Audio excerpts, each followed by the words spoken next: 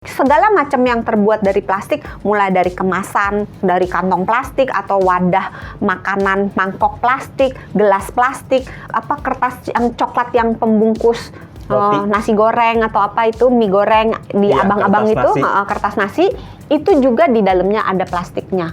Nah, semua plastik-plastik tersebut kalau terkena panas, terkena angin, atau ada terkena zat kimia, misalnya kena asam, kena minyak, itu dia akan lepas sebagian. Jadi mikroplastik itu sebenarnya adalah serpihan plastik yang kecil-kecil. Ukurannya paling besar nih 5 mm.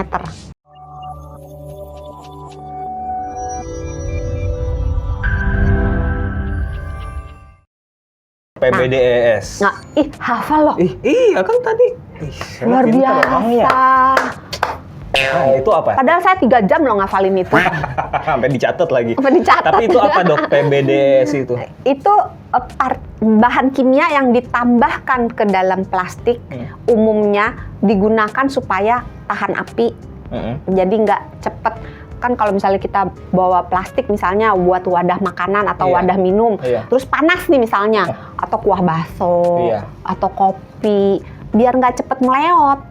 Debus tuh ya tahan api. Debus, supaya plastiknya bisa debus maka ditambahkan PBDES gitu. Nah, masalahnya si PBDES-nya ini itu tidak bisa bersatu dengan tubuh kita, berantem karena menimbulkan gangguan kesehatan. Pokoknya yang tadi disebutin semua itu BPA, BPF, BPS, talat, logam berat, PBDES, itu semuanya sudah terbukti menyebabkan gangguan kesehatan di dalam tubuh kita, mulai dari hormon, gangguan metabolisme, gangguan tumbuh kembang, gangguan neurologi, gangguan kemampuan daya ingat, dan seterusnya. Itu tuh udah banyak banget studinya. Nah, termasuk yang konten viral itu dok, yang ada pabrik goreng tahunya apinya pakai sampah plastik, itu kalau dimakan sama manusia ya itu tadi ya bisa memunculkan gangguan seperti hormon segala macam tadi ya. Iya, karena yang masuk itu nggak cuma partikel mikroplastik yang berasal dari plastik yang dari sampah untuk bahan bakarnya yang terurai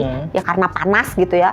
Nggak cuma itu, tapi juga bahan-bahan kimia yang ada di dalam situ juga ikut menguap ke bawah angin, bisa ikut sama tahunya. Dokter Santi, mikroplastik itu bisa jadi ancaman yang serius nggak sih buat tubuh manusia? Harusnya serius ya. Harus serius. Sangat serius malah. Cuma sangat kita serius. aja, karena dia ditemukan, coba. Saya pernah nyari bagian tubuh mana yang tidak mengandung mikroplastik. Belum ketemu. Oh iya, semua ada dari mulai darah, urin, keringat. Even keringat juga ada mikroplastik. Ada mikroplastiknya. Wow, jadi sampai ke otak bahkan. Jadi sudah terkontaminasi itu ya tubuh semua manusia. Organ tubuh manusia itu sepanjang sampai saat ini saya nyari nih belum ada yang ketemu. Oh, bagian ini masih belum pernah ditemukan mikroplastik. Bahkan rambut juga, rambut jelas ya karena terpapar. Iya. Itu ancaman serius tuh ya buat tubuh harusnya manusia. Serius, dan yang lebih seriusnya lagi, plastik termasuk mikroplastik itu tidak pernah bisa hilang dari bumi. Jadi dia sama kayak berlian, abadi. Iya. Jadi yang bisa itu hanya dia makin kecil, dan karena ukurannya kecil, maka dia bisa masuk menyusup ke mana aja. Nggak cuman ke tubuh manusia dan jeroannya, tapi juga masuk ke lautan sampai ke kutub. Masuk ke, kalau di lautan kan dimakan sama plankton, dimakan sama ikan kecil, ikan besar. Sama Patrick. Ya, SpongeBob juga mungkin di dalam tubuhnya itu sudah ada mikroplastiknya. Coba SpongeBob nanti komen ya, kalau tahu ya. Terus dia blip, keluar plastik. Kalau emang ternyata setiap part di tubuh kita itu ada mikroplastiknya, bahkan sampai darah, keringat, di otak juga ada. Kalau gitu gimana dong caranya dok? Supaya kita nih nggak terpapar terus-terusan sama mikroplastik. Ada nggak caranya? Nggak ada. Harus dikatakan dengan sangat jujur, tidak ada. Karena bagaimanapun kita berusaha mengurangi, tetap paparan plastik itu ada. Tapi ada nih cara untuk mengurangi. Tapi mengurangi buat apa? Ada, karena menghindari nggak ada. Oh, kalau mengurangi apa? Kalau mengurangi itu bisa dengan menggunakan ini untuk mengurangi supaya nggak banyak yang masuk atau untuk yang udah ada di dalam biar berkurang. Yang mana? Jangan orang gitu. Supaya kita suruh milih Ya udah sabar-sabar aja, suruh milih gimana?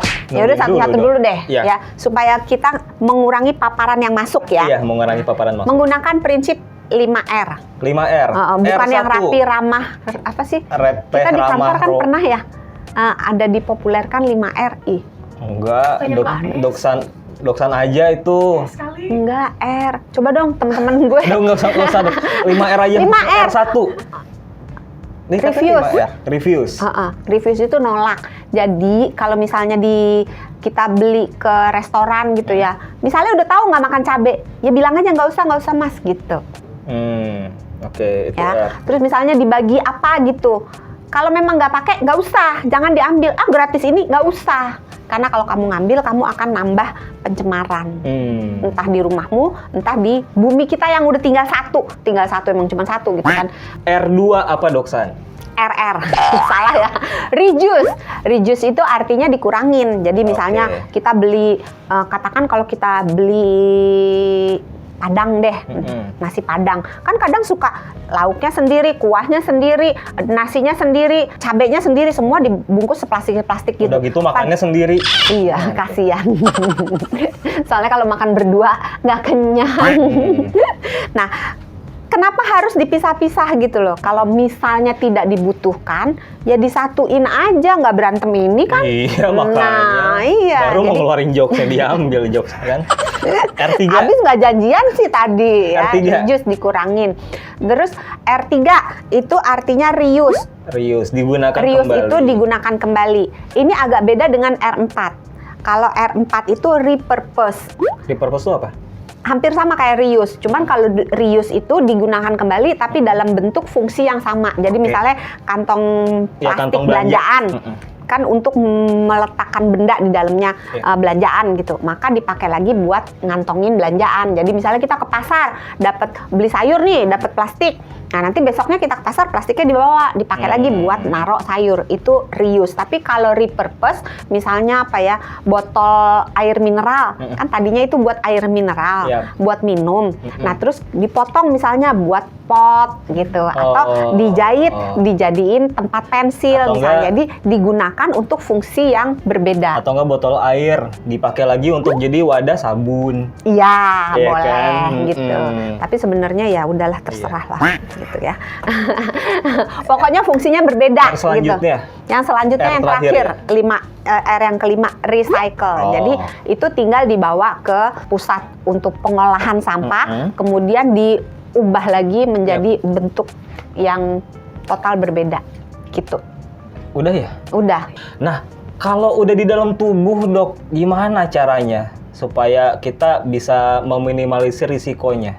Ya udah sih ya, Ya terima udah, aja di dalam gitu. tubuh Jangan jangan ya. pasrah ya. Jangan pasrah.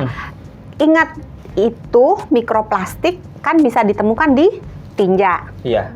di keringat. urin, di keringat. Tapi sebenarnya di cairan kelamin juga ada. Tapi kan nggak mungkin dong Dokter Santi nyuruh, ya udah banyakin aja cairan kelaminnya, nggak mungkin kan? Jadi yang bisa dibanyakin itu urinnya. Iya. Jadi minumnya dibanyakin. Sebenarnya jangan ntar kata Dokter Santi dibanyakin sebanyak-banyaknya. Enggak gitu juga ya. Biar banyak yang keluar. Biar maksudnya. ikut keluar. Terus ada juga ditinja, maka harus buang air besarnya dibuat teratur. Jadi jangan dikumpulin. Kan ada orang suka mau pup aja dikumpulin ya sampai 4 hari. Ya akumulasi jangan. Kalau bisa dibuang tiap hari supaya si mikroplastik ini ikut terbuang. Caranya makan sayur yang banyak, makan buah yang banyak. Iya kayak burung. Kalau di keringat. Tunggu, masih ada, mumpung ingat. Beberapa sayuran, misalnya kol, kembang kol, brokoli, terus kol yang kecil-kecil tuh, tahu kan kol yang kecil-kecil. Nah, itu banyak membantu menetralkan efek-efek dari mikroplastik dan zat kimia yang terkandung di dalamnya atau yang menempel di dalamnya. Nah, terus buah-buah juga, buah-buah yang kita makan kan ada antioksidannya, ada vitamin mineralnya, itu juga membantu menetralkan efek-efeknya itu. Di keringat ada mikroplastik. Iya, makanya harus banyak olahraga. Iya, betul. Tadinya berharap si Mas Sony ini akan bilang, makan pedes-pedes biar keringetan. Enggak dong, udah pinter karena udah sehat. Soalnya udah nonton, Betul kamu juga. sehat juga. Terima kasih sahabat Sonora udah nonton. Jangan lupa di subscribe channelnya Sonora, terus di share juga ke teman-teman, terus di Like-nya like belum? juga. Abis itu juga di komen. Thank you dok sarannya, gitu-gitulah pokoknya. Mau sahabat minta Sonora. topik boleh nggak? Oh boleh, kalau ada yang mau request dok topiknya tentang ini ya, langsung aja nanti bakalan langsung kita bikinin kontennya, oke? Ya. Kalau gitu tungguin Kamu Sehat episode berikutnya dan jangan lupa dok San. Sehat itu mudah, sehat itu murah. Dah.